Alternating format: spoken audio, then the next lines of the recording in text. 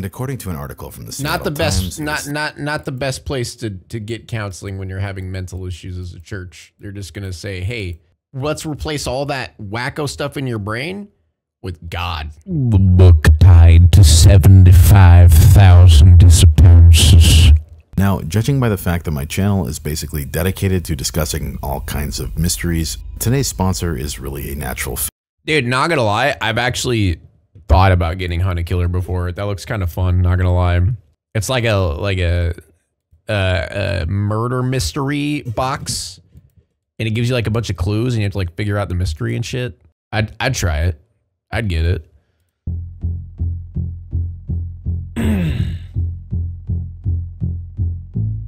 You should play it on stream. Actually, good idea. I should get sponsored, and then I'll play it on stream. Maybe they'll sponsor me someday. Smile. Man with unknown identity convicted of stealing someone else's identity for more than 40 years. What the fuck?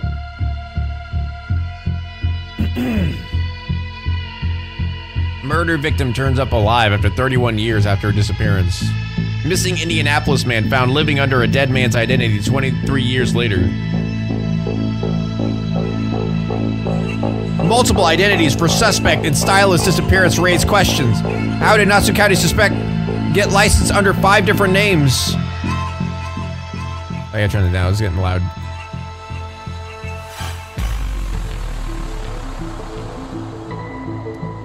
Air Force officer missing for Fox Files. Man thought missing in Ohio used fake name in Missouri. Fugitive living under false ID arrested in Florida after 35 years. North Carolina teen who went missing in 2011 found in Ohio news false identity. Missing father discovered 20 years later. New family identity stolen from dead fisherman. Got it.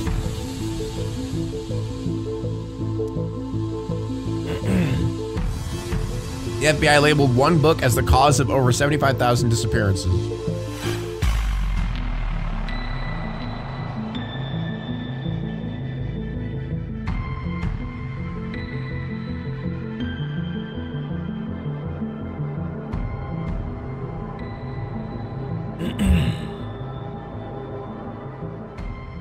The year is 2003. No, it's a woman not. by the name of Lori Erica Kennedy had just met a man by the name of Blake Ruff at a Bible study in the eastern part of Texas.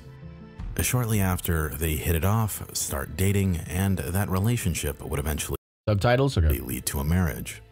While they were excited to take the It's actually 2024, guys. relationship to the next level, when push came to shove, Lori made one thing clear. She did not want a wedding, or even an announcement in the paper, instead electing to quietly elope with only a pastor present. While this seemed a bit weird to Blake, it wasn't enough to stop him from proceeding. After all, Blake noticed that Lori was a secretive person, not willing to comment much on her past life, as well as often filling in the blanks vaguely in regards to her previous experiences. Yeah, I don't like She that. had once told Blake that she had a rough childhood, burning all of her photos from that time. She claimed her father was a failed stockbroker, and that she did not have any siblings. Blake, being a matter-of-fact and trusting person, I don't know about seemed that. to take her at face value and presume nothing of it. However, as time would progress, Lori's secretive nature seemed to weigh on the relationship. After marriage, their immediate goal was to have a child, which after multiple attempts at having children, they had not been successful. They had sex? While eventually Lori was ultimately able to have a child in vitro in 2008, shortly after, it's reported that her mental state seemed to decay. She seemed to be incredibly overprotective of her daughter, not allowing her in-laws to even hold the baby. And despite her being incredibly secretive about her past, she would apparently... I'm sorry, can I see proof that they were actually trying for a child? Proof or it didn't happen. It's like you... It's like whenever like someone is like telling people like, yeah, we're definitely trying to have children. Oh, we're trying. We're trying a lot in different positions every way, you know, we're trying. go to great lengths to track down every detail regarding the Ruffs family, going as far as to research specific things like family recipes. But on the other hand, she took absolutely no interest in talking to the family at family gatherings. Eventually, Lori cut all contact between the child and her in-laws. Her inability to blend with her in-laws caused strain in the marriage, in conjunction with her secretive past, which ultimately caused Blake to file for divorce in 2010. Lori retained full custody of her daughter, and Blake moved back in with his family. Subsequently, during the months after her breakup, Lori's condition seemed to worsen. She began harassing the Ruffs, sending threatening emails, stalking them, and she stole a pair of their house keys. And a neighbor of Lori's had reported seeing her rambling to herself, pacing back and forth outside of her home. Reportedly, Lori's daughter looked thin. In an attempt to console Lori about the situation, Denny, a neighbor of hers, had offered to take her to church for counseling. And according to an article from the Seattle Times, not the best place to get counseling when you're having mental issues as a church. They're just gonna say, hey, let's replace all that wacko stuff in your brain with God. All right. Oh, what? Well, you're having mental issues that need fixing? Why don't you just put God in there? You know, let's shove some more confusing shit in your brain. She was frantic, about to the point of incoherence, he said. From that point on, I never saw her focus again. Denny suggested Lori come to counseling at the church where he served as a pastor. She brought in notebooks in which she rambled about, quote, what was wrong with her and how she could get him back, he said. As Lori sat down to talk, Denny couldn't help but notice her hands. They were, quote, the longest hands I'd ever seen on a person. Is this a fucking Wendigo or something like that? Wendigo? Wow. I've never noticed this, but you have very long hands. Very. He said. And they were always moving. She'd fidget with her hair or hold her hand out and gaze at it. Then she'd turn it over, gaze some more, and finally put it back in her lap. Her hands were important to her for some reason, he said. Yeah, they're important for most people. Lori spoke in circles, covering the same ground over and over. She'd say, quote, this is what's going on with Blake and me. And the next sentence was, quote, this is what's going on with Blake and me. It would go on like that for an hour. When she had a particular thought, her mind was stuck on it, he said to him. To him, it seemed like an obsessive-compulsive disorder. Blake said he remembered her taking medication for ADHD or Tourette's syndrome. Yeah, it's probably OCD and ADHD. Yeah, I think that's probably what that is. Yeah. Blake came in for counseling sessions too and brought along his brother, David. It was strange, Denny said. David did most of the time. I don't know about you guys, but I have very, very long hands. I mean, look at how long these things are. And I look at them. And then I start rambling. And I have ADHD, so. Talking as if he was translating for Blake. In the end, the counseling could not repair the marriage. This entire situation came to a head on December 24th, 2010. Lori had reportedly taken the drive on Christmas Eve morning from her home in Leonard, Texas. She had traveled a whole 125 miles to the Ruffs' home in Longview, Texas. When Blake's father had opened the garage that morning, he reportedly found her car idling, where she had apparently passed away as a result of her own doing. What? The cause of death was an apparent single self-inflicted shot. Oh. From here, they found 2 notes, an 11-page one to her husband, and one for her daughter, for her to open when she turned 18. The police opened both notes, and while they have never been released publicly, they noted that they were clearly from someone who was mentally disturbed. Okay. Hereafter, the family apparently wanted to know more about Lori's past, and after her funeral, the family would take a trip to Lori's home, and they found the contents of her entire house in disarray. Papers were scattered, trash was stacked, laundry was thrown out. Did she blame the hands? Dishes remained, and hidden inside her house was a single lockbox. After the lockbox was eventually pried open with tools, it would reveal various documents. Why did she use tools when she had those long hands?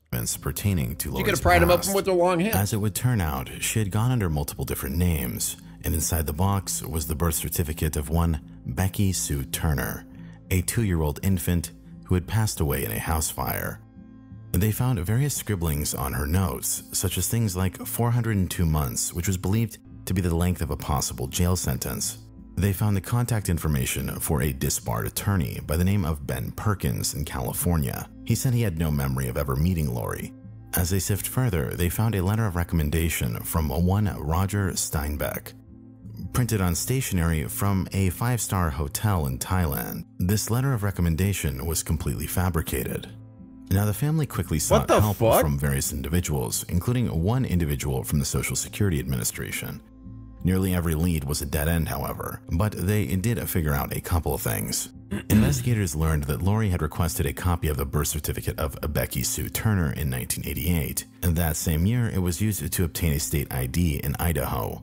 3 weeks after that, Becky Sue Turner— Wait, anyone could just get a birth certificate of anybody? How did she get the birth certificate? You just call up, be like, hey, yo, this one person, can I get a birth certificate of them?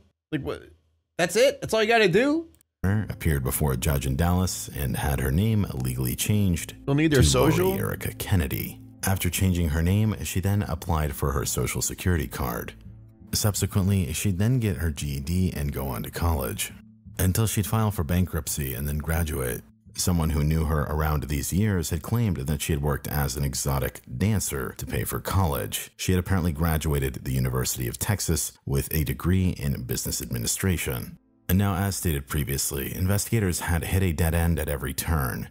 And in an attempt to aid the investigation, the Social Security Administration had worked with the Seattle Times to publish a story to get help from the public. It was the 80s, things were simple. Not really simple, but things were easy to get to. I wouldn't say the 80s were simple. The 80s were wild, bro. The story was republished again and again until some breakthrough could be made. And while Lori's story became an online sensation among mystery aficionados, over this time, many theories ranged far and wide. Was she a spy? Was she someone who had done something terrible? Or was she running from someone? It wouldn't be until 2016 that we would get an answer. That's when Colleen Fitzpatrick, a nuclear physicist turned forensic genealogist, would read an article about Lori's mystery in the Seattle Times and reached out to her family to help piece the puzzle together. Even though they did not have access to Lori's DNA at the time, they had the next best thing: Lori's daughter's DNA. Colleen submitted Lori's daughter's DNA sample to 23andMe and conducted a genealogical family search. The website's results stated that a man by the name of Michael Cassidy was probably Lori's first cousin. Colleen reached out to Michael through 23andMe.com's messaging service. Okay, what's the book? I've been waiting this whole time to figure out what the fuck the book is, bro. But he never replied. Where's the later, book? Another close match was made on Lori's DNA that also connected to Michael Cassidy. What does this have to do with the book? After spending months building a family tree of the Cassidys, she speculated that Lori's mother was one of Michael Cassidy's aunts. This revealed the true identity of Lori Erica Ruff. The Bible? Her real name was Kimberly McLean, and shortly after, her mother would take a DNA test to confirm. But it's worth pointing out that after this occurred, she declined to comment about the reason that Kimberly had left.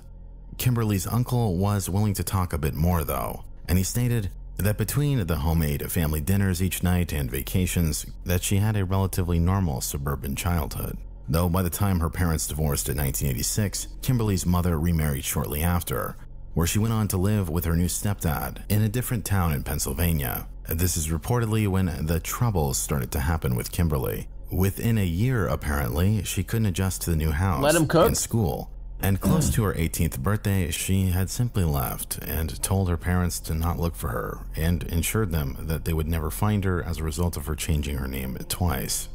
Now, it's worth considering that this story about her leaving home in 1986 is just what the uncle had to say from his point of view. And while this case was technically solved, it's still incredibly difficult to say exactly what motivated her to change her name. Yeah. Keep in mind, it was 2 years after Kimberly ran away that she would actually get the name Becky Sue Turner. Furthermore, naturally, you have to ask, how does a 18-year-old girl leave home and suddenly have expertise on how to dodge the guise of Big Brother, not showing up in any kind of database, leaving no paper trail? The book? Not to mention the implications of requiring resources to travel the United States to put this new identity into the play. book? I think it's safe to say that we're missing some crucial details about this story. Is it the This book? begs the question, was Lori acting alone? Did she The book is just called How to Perform Identity Theft. No, it's Identity Theft for Dummies. run off? That's with what the book someone? is. That remains unclear. The It's hard rules? to get a full picture of what went on without any kind of evidence. Beyond stealing an identity, Lori doesn't appear to have committed any serious crimes aside from that. The theories have ranged far and wide about Lori/Kimberly. During that 2-year period, had she committed some heinous crime under another identity?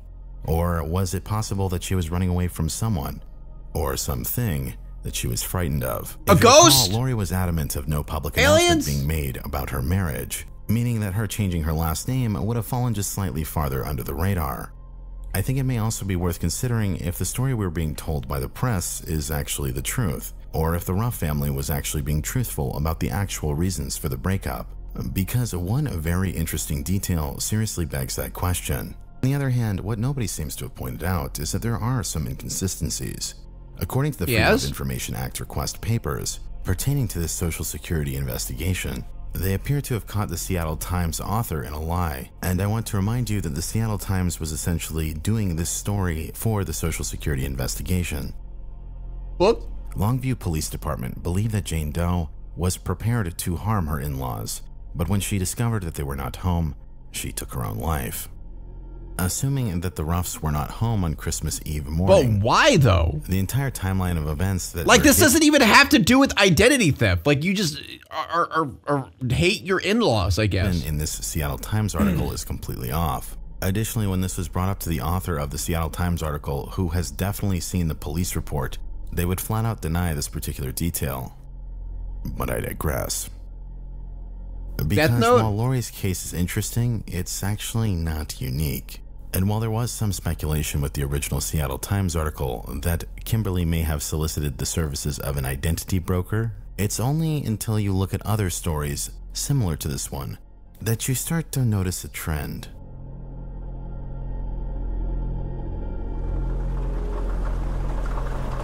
The book! I need to what's the book? July 30th, 2002. 65-year-old Joseph Newton Chandler had been found dead by suicide in the bathroom of his tiny apartment. His body wasn't found for over a week, and by which point it was so badly decomposed, police were unable to obtain fingerprints. Ew! And they could not find any kind of fingerprint on anything else in his house. 3 months before he had passed away, Chandler had purchased a firearm at a nearby store. He had also just been recently diagnosed with colon cancer. Perhaps choosing to go on his own terms, but $82,000 was left in Chandler's bank account. He did not leave any kind of will. Checking through the emergency contact to find any kind of kin, it led to his sister, Mary, but the emergency contact led to an address that was an empty parking lot. Investigators had searched for Chandler's next of kin and soon discovered that the man wasn't who he claimed to be. And it's also worth noting that Chandler had kept a packed suitcase, seeming to indicate that he was ready to go at a moment's notice. He had stolen the identity of an 8-year-old boy who had passed away in a car crash on Christmas Day you're not 8. 1945. Oh. In a similar turn of events, the story would make it out to the press, and internet sleuths would theorize about who Chandler really was. The Zodiac? The case went Wait, cold. does that say is theorize about why I believe Joseph Newton Chandler III could be the Zodiac? who Chandler really was. Oh shit! But in spite of this, it's the case that went deep. cold for over a decade. By 2014, when U.S. Marshals took over the case, they learned that Chandler had undergone a medical procedure in the year 2000, and at the hospital, they apparently still had his tissue sample. This DNA was compared against modern databases. And in a similar turn of events, they then contacted Dr. Colleen Fitzpatrick, the same forensic genealogist from earlier. As a result of the forensic investigation, they were able to make a breakthrough. Joseph Chandler's original identity was Robert Nichols, and after interviewing his son, authorities were able to get some insight into his past life. Nichols, born in 1926, made his true age at the time of passing 76 years old. Nichols was also a veteran who served in World War II. How do people steal dead people's identity? Well, we already been over that. Birth certificates. I don't know how, but they yoink a birth certificate and then just base everything off of that. It has to be like a birth certificate of a kid who died a long time ago, but is the same year that you potentially look in age. So he received a Purple Heart. Write this stuff down, chat. Write this stuff down, you know? You never know. But after returning home from the war, when you might need to steal a dead child's birth certificate, you never know. He moved on to a normal civilian life. He was married with 3 children. While settling down, he got a job at General Electric as a draftsman, but in a rather bizarre turn of events, he would randomly leave his family one day without much explanation, stating that, quote, in due time, you'll find out why. This led to a divorce. What do you think you're an anime character? Nichols leaving their home in New Albany, Indiana. You'll find out soon enough, child. To head to Dearborn, Michigan. Why are you leaving us? You'll know soon enough. To also work as a draftsman. He would subsequently get laid off, and on March 9th, 1965, Nichols would send a postcard to his parents from Stroud, Oklahoma, claiming that he was heading west. On March 20th, 1965, he would send another letter from Richmond, California, near San Fran, stating, please don't worry about me. I'm well and happy. I will write as often as I possibly can to let you know how I'm doing. And his last ever communication was with his eldest son. But it wasn't any kind of letter, and instead he had just sent him a penny with no context, and in this final postcard it came from Napa, California. And after this final cryptic message from him, the family would never hear from him again, and he was reported as a missing person. The fuck? It wouldn't be until 13 years later, in 1978, that Nichols assumed the identity of the already dead Joseph Newton Chandler III. How do they know the penny was from After him? getting a copy It probably said from him on the letter. of the child's birth certificate, Like you need to put a name on it. he secured a social security card. He applied for Put a credit, girl on. and within the next 24 years, like a chameleon, blended harmoniously in society as a Joseph Newton Chandler, electing to quietly hide away in Eastlake, Ohio. From the outside, Chandler seemed to live a quiet life from his one-bedroom apartment. Inside were homemade gadgets he built, get-rich-quick books, and a calendar where it was found that he had crossed out the days until he passed away. Ah, I see. He's a connoisseur of the arts, of the get rich quick. How to make money in stonks. All right, I'm a fellow stonker. He worked as an engineer at Lubrizol, where coworkers stated that Chandler's behavior could be at times He's on that grind. interesting. He's on the blockchain, chat. He's on the blockchain.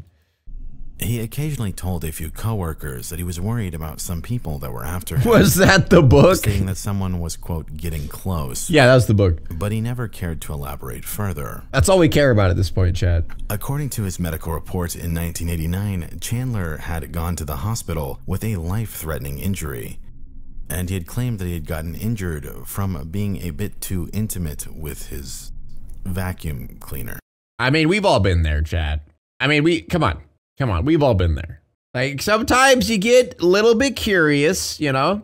You're like, I mean, come on. What the hell are you talking about? And it had apparently resulted in a severe laceration. Who is we, pig? Okay, come on. You're telling me that none of you have ever thought about it. Come on. See that vacuum? It's nice hole, you know, got the nice suck stream. Come on. The perfect recipe. I'm lagging now. My internet is pooping. My internet does not like that I'm talking about this. Pig really said, hear me out. Severe lacerations.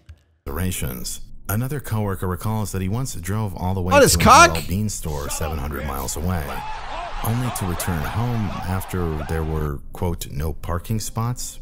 He would apparently listen to TV static for hours on end. He apparently went to an office Halloween party dressed as Al Capone, and then sat in the corner and spoke to no one the entire night. On the surface, outside of this strange behavior, So he's a weirdo. Nichols' life was as boring as you could expect it to be. But as these other details come to life, you have to ask, why would he change his identity? He clearly had something to hide. Was he a fugitive? Was he just paranoid? Or was he running away from illegal trouble or unpayable debts? There must have been some reason he never contacted his family again. Don't bother One me can when only I'm cleaning my speculate. room. It's also worth considering the fact that there is a massive gap between the time that he goes missing and the time that he assumes his identity. Given the fact that he did nothing for 17 years, you have to assume he would have left some paper trail somehow, meaning it may have been possible that he not only switched his name once, but possibly twice or even 3 times. Given this ability to elude a big brother, we only know where he started and ended. And just like in the case of Kimberly McLean, we still don't fully understand why. Or how. Like how they're doing all this shit.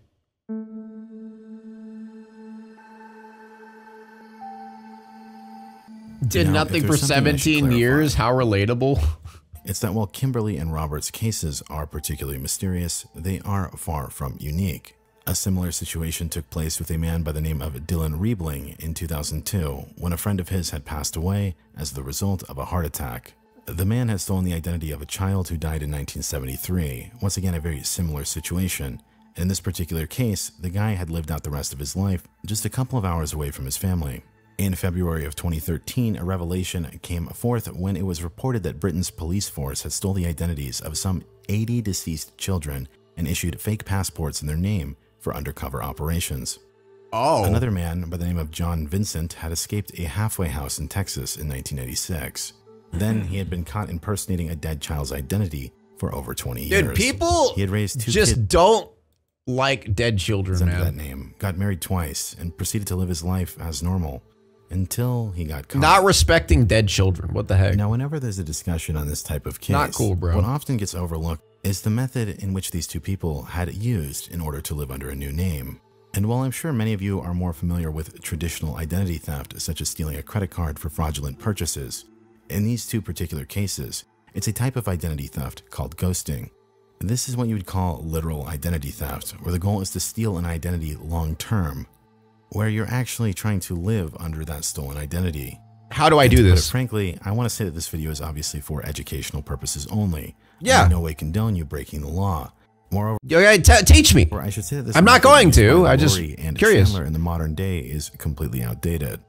And for those people that have managed to fly under the radar in the past couple decades, it largely stems from them stealing identities decades ago. On top of that, as governments have gotten better at record keeping, moving over from paper to digital, this isn't something that will likely ever be the same again. But to continue on into the specifics behind this particular method as it used to be, it largely originates from one particular source, a source that has a lot of untold history. The book? Now, the book that I'm speaking of came from a company by the name of Eden Press, a controversial publication that essentially taught people guides on various skeevy subjects. So you had things like classic mail frauds, how to beat the bill collector, Credit. AAA credit in just 30 days. How to get all credit cards clear and clear bad credit. 100 ways to disappear and live free. How to beat the bill collector. The checkbook. All the check games and swindles, forgery, kiting, stashing, and cash overseas. Paper Layers Bible. Clipping the flocks. Intermediate con games that take a few days and a few weeks to pull off steady scores for the operators moving on. Big time operators manual. All the straight hustles and scams that take a few weeks to a year to complete. Classic mail frauds. Never before revealed games, but dude, why does this... The way they're promoting this just sounds like it's like a game. and the most popular title is what this video is really all But I'm kind of interested in it. Like, what, clearing all my bad credit in 30 days? 100 ways to disappear and live free? about. Published in 1970, the paper I'll trip just yoink me, Amy, and Ezra. We'll get out of here, bro. We'll just disappear. was an obscure and Never short see book me again. sold in local counterculture newspapers and eventually other newspapers. It outlined one very particular instance in which someone could quite literally trip up Big Brother and steal a full identity with ease. It involved people acquiring a real birth certificate in a dead child. It's still on Amazon? Wait. Oh. It's unavailable! Shit! Oh, yeah, here's one. Not that I'm gonna buy it. Obscure and short book sold in local counterculture newspapers and eventually other newspapers. It outlined one very particular instance in which someone could quite literally trip up Big Brother and steal a full identity with ease. It involved people acquiring a real birth certificate in a dead child's name and using it as the breeder document. Just check your which local then could library. obtain a social security card, a driver's license, credit cards, and create a new identity. And if there's something we've seen from the cases like Lori Ruff and Mr. Chandler, it's that they ended up doing just that. If you recall, they could not get any usable prints off of Everyone says it's pretty outdated. Well, yeah, it's probably very, very outdated. Chandler. Now, normally It's you might like not the- think much of this, the- but if the you've ni- read the- the paper the- trip and you know what this- he's referring to, there's a the- specific section on avoiding getting fingerprinted. net- And in particular, it talks about getting your fingers grafted in a medical procedure. Oh. Or alternatively, burning your fingers with acid. In Oh! regards to Lori, aside from the ID, if you recall, she faked those letters of recommendation, which is also recommended in some of those books. But what about the long hands? What about the long hands?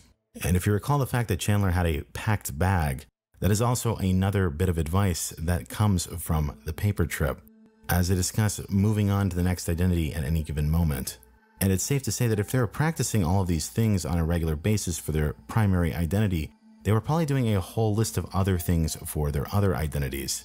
And it was reported in 1983 that some 75,000 individuals had avoided arrest using these particular guidebooks. Holy and if you really shit. stop to think about this for a moment, this one book influenced a lot of people's ways of living. While it was initially released as a way of dodging the draft, it's safe to say that many people may still be living under an identity that they forged from one of these methods. With that being said, it really makes you wonder if everyone you meet is really who they say they are. But that being said, I'm barely sociable, and have a good night. Is there a modern version of that? I want to know how to get my credit. That's all I care about. Get out of debt and get my credit. Come on. Come on, there's got to be something like that. Now it's time to walk away. I hope you enjoyed your stay. Did you laugh or cry or maybe subscribed? I'll thank you either way.